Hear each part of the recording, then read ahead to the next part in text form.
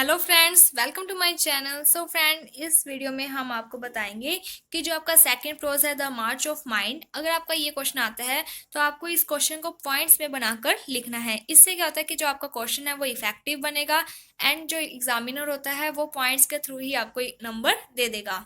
सो इसमें आपको सबसे पहले क्या लिखना है, आपको इंट्रोडक्शन लिखनी है, जिसमें अगर आप चाहते हो तो आप नरेटर के बारे में लिख सकते हो, अदरवाइज आप यहाँ से भी शुरू कर सकते हो इन दिस ऐसे में से। तो स्टार्टिंग लाइन है, Sardar Radhakrishnan was a famous educationist, thinker and writer of India. He served as vice president and president, कि उन्होंने उपराष्ट्रपति और राष्ट्रपति दोनों के रूप में काम किया था।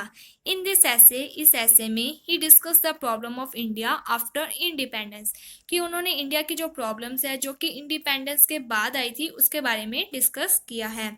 And they stress on the balance growth of the individual through education. इसके साथ ही उन्होंने कहा है कि एक इंडिविजुअल यानी कि जो व्यक्ति है उसको बैलेंस ग्रोथ करवाई जानी चाहिए एजुकेशन के थ्रू।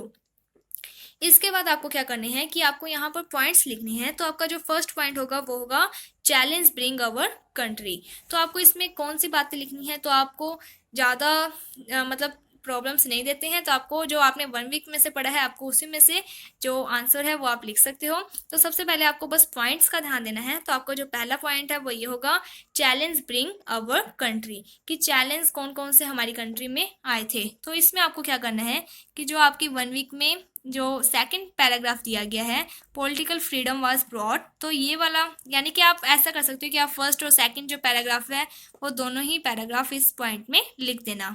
इसके बाद जो आपका सेकंड पॉइंट है वो है the constructive side of science, कि जो साइंस की जो कंस्ट्रक्टिव साइड है उसके बारे में आपको बताना है।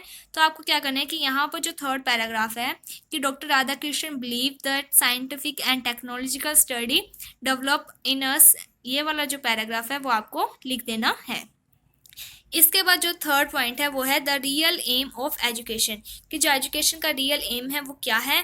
तो इसमें आपको क्या करना है कि जो नेक्स्ट पैराग्राफ है उसमें आपको ध्यान देना है कि आपको यहाँ पर एनी सेटिस्फैक्ट्री सिस्टम से यहाँ से शुरू करना है इसे, और लास्ट यहाँ पर ड्रीम्स लिखा हुआ है यहाँ तक करना है।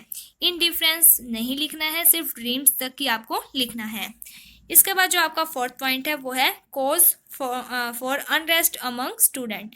तो यहाँ पर आपको क्या करना है कि यहाँ से जो आपने जहाँ से पैराग्राफ को ख़त्म किया था डिफरेंस से शुरू करना है, इन डिफरेंस से आपको पैराग्राफ शुरू करना है एंड यहाँ पर लिखा हुआ है एज ए होल, वहाँ तक आपको इसे लिखना है।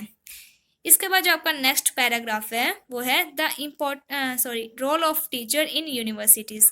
तो आपको जो नेक्स्ट पैराग्राफ है यूनिवर्सिटी से लेकर एंडिंग तक, यहाँ पर हमारे लिखा हुआ है कि मोरल गाइडेंस तक, फर्स्ट लाइन तक, तो ये वाला जो पैरा है आपको यहाँ पर लिख देना है। इसके बाद आपका जो 6 पॉइंट है वो है द इम्पोर्टेंस ऑफ स्क्रिप्टिकल स्ट्रेंथ। तो इसमें जहाँ पर आपने ख़त्म किया है वहाँ से शुरू कर जो लास्ट है अवर फ्यूचर विल ब्राइट, यहाँ तक लिखना है। तो अगर आपको समझ नहीं आ रहा है कि ये इंग्लिश में थोड़ी सी कन्फ्यूज़न है तो इसके लिए एक वीडियो बना दी गई है, तो आप उस वीडियो को देख सकते हैं, तो आपको थोड़ा ईजी हो जाएगा समझना, और उसे इंग्लिश और हिंदी दोनों में करवाया गया है। इसके बाद जो 7th पॉइंट है वो है डिमांडिंग मोर देन गिविंग। तो इसमें आपको जो नेक्स्ट पैराग्राफ है doctor Radhakrishnan remark there is no revolutionary favour, तो ये वाला जो आपको पैराग्राफ वो आपको लिखना है।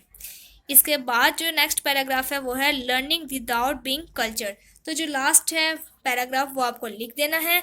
इसके बाद आपको लिखना है कंक्लूजन, जिसमें लिखा हुआ है कि in this essay the author highlight the true aim of education, कि इस ऐसे में जो ऑथर है उन्होंने एजुकेशन का क्या ट्रू एम है उसे हाईलाइट किया है।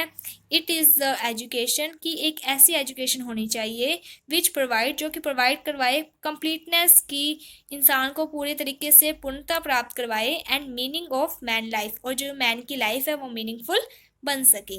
तो इस तरीके से अगर आप क्वेश्चन करोगे पॉइंट के अकॉर्डिंग तो आपका जो क्वेश्चन है वो बहुत ज़्यादा इफेक्टिव होगा और आपको जो मार्क्स है वो भी अच्छे मिलेंगे। सो आई होप आपको ये जो तरीका है वो अच्छा लगेगा। So thank you friends for watching my video. Thank you.